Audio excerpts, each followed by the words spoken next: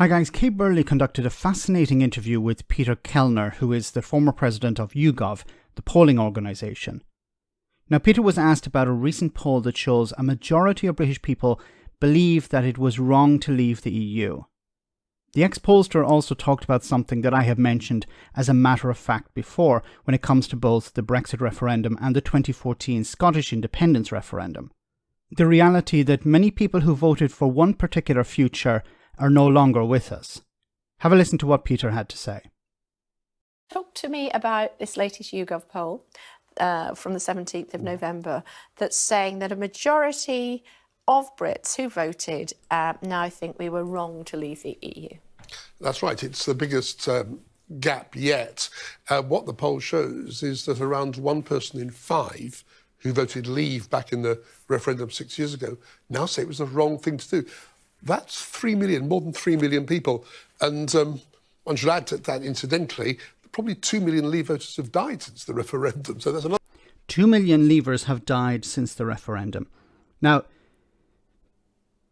we're talking about probably an older generation, and the older generation were more likely, it's not guaranteed that they voted this way, but a majority are likely to have voted Leave.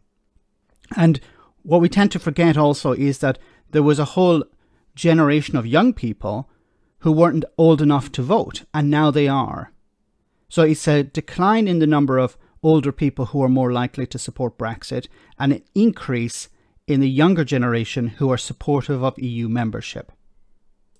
Another loss. But if you look at the chart up here, you find that the orange line saying it was wrong, it tends to go up in spurts. So it went up in a spurt towards the end of 2020 during the second lockdown about a year ago, and then it's gone up sharply in the last few weeks. And what's common is that those have been times when the government has been in trouble. And of course, the last few weeks, the government has been in a whole heap of trouble. And so we now reach the new widest range, with 56% saying wrong to leave, only 32% saying right to leave. OK, so does that mean as and when things calm down for this government that those numbers will change again? Does that follow? I think they're likely to. If the government recovers, I think those figures will come down. How much they'll come down is another matter, because And he's correct. How much they'll come down is another matter, because Brexit is built in. So even if the government turn around and do some wonderful things and their polling increases, it's not going to improve a lot the view of Brexit, because you can't escape the realities of Brexit. You can try and present a positive spin on things, but businesses can't export and import as they could before. Businesses are still short of workers. Until these problems are resolved, and I don't know if they can be resolved in the current state, but if they're not resolved, this is going to continue to have a drag on the economy. And even if the Tories are seen in a more positive light, I don't see this being reflected in more support for Brexit. Underneath this, I think there is a gradual trend, as it were, independent of party support, that people are getting more and more nervous about how Brexit has gone. So there is that underlying trend, but you get these short-term fluctuations. And certainly in the last few weeks, we've seen a sudden fluctuation, which I think is related to the government's unpopularity. OK, and what are they putting it down to? What are they concerned about with Brexit? The concern is that it hasn't produced the benefits that people thought. Remember that sign on the bus about all the money going into the NHS? We know what condition the NHS is in, these days.